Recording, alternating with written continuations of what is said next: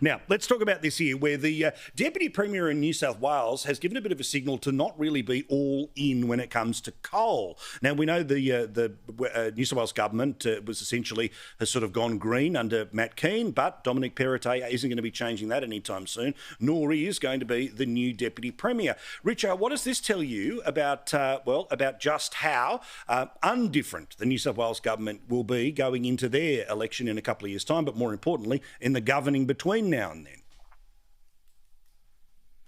If you look at the relationship between Berejiklian and Palaszczuk, they were very close.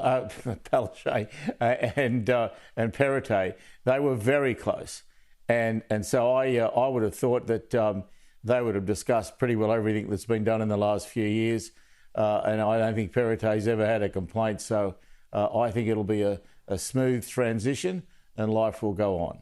Yeah, well, apparently Paul Toole had taken some major steps to distance himself from what John Barilaro wanted to do, which was to open up more coal mines. There's obviously something good for jobs, but good for state revenue as well.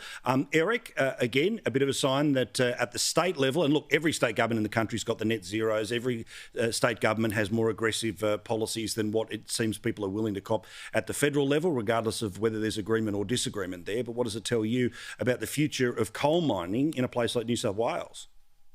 Very strange for the leader of the National Party to be putting that policy forward, I must say. I don't know the particular areas that he's talking about, but I would have thought as a Deputy Premier concerned about jobs, concerned about revenue for your state, you would be seeking to promote coal mining, especially when we know that our coal from Australia is high energy, low emissions. In other words, the cleanest, most effective coal in the world, and we should be making it available to the world, because if we don't, they'll be burning second-grade coal, less energy, more pollution, and so it's a lose-lose for the world environment and a lose for the New South Wales government. Well, Stephen, again, it also gives us an actual insight into the reality of climate policy, is that while at the federal level people have been turning themselves inside out, the states are where so much of things like mining licences play out, which is why, of course, straight after the last federal election, you had Adani as a way of trying to fix some things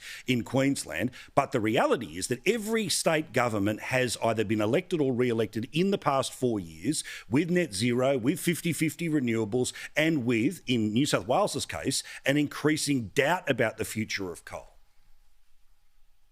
No, that's right. I mean, you just saw an extraordinary day, and Eric's belled the cat there. You know, the National Party in New South Wales are as left-wing as Matt Kean when it comes to coal mining. Right. So when Scott Morrison tries to run this scare campaign about jobs, and that Labor will cost you jobs and will protect your jobs, no, he won't, because as you said, he doesn't control the processes, the licenses, the approvals.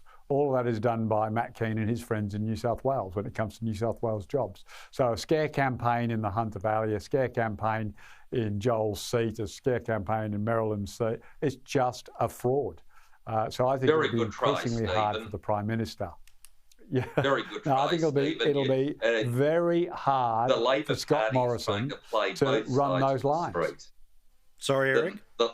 Yeah, look, the Labor Party under Albo is trying to run down both sides of the street. He goes to Queensland telling people that he supports the coal mining industry and then does something else in the inner city electorates like his own that has a huge green element, hugely conflicted, and doesn't know where he stands, whereas the federal government under Scott Morrison and Barnaby Joyce, very clear as to where we stand. We seek to promote our mining sector, which is so vitally important to our economy, which in turn provides the money that we need for our hospitals, our police, our roads, our education system.